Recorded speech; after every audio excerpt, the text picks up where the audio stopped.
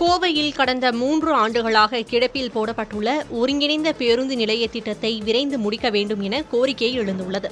கோவை மாநகரின் போக்குவரத்து நெரிசலை குறைக்க வெள்ளலூர் ஒருங்கிணைந்த பேருந்து நிலையத்தை 168 கோடி ரூபாய் மதிப்பில் 10.60 ஏக்கர் பரப்பளவில் அமைக்க கடந்த அதிமுக ஆட்சிக் காலத்தில் பணிகள் தொடங்கின.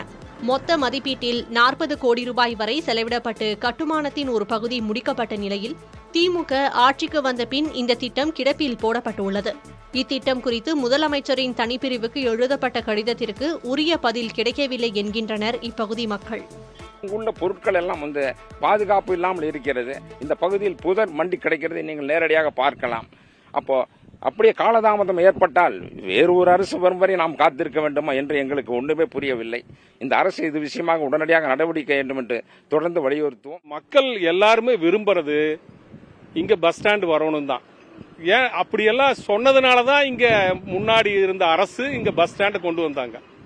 இத்தனை கோடி ரூபாய் நம்மளுக்கு வேஸ்டா போகுது. அதனால மக்களோட முழு விருப்பமே இங்க பஸ் ஸ்டாண்டு வரணும். தயவு செய்து நாங்க சொல்றோம், மக்கள் சார்பாக கேட்டுக்கிறோம், அரசியல் இதுல செய்ய வேண்டாங்க. பேருந்து நிலைய பணிகள் குறித்து சட்டப்பேரவையில் விளக்கமளித்த தமிழக அரசு, பேருந்து நிலையத்திற்கான இணைப்புச் சாலைகள் சரியாக இல்லை, சாலைகளை அகலப்படுத்தும் பணிகளை இந்த ஆண்டு முடிக்க நடவடிக்கை எடுக்கப்படும் என கூறியிருந்தது.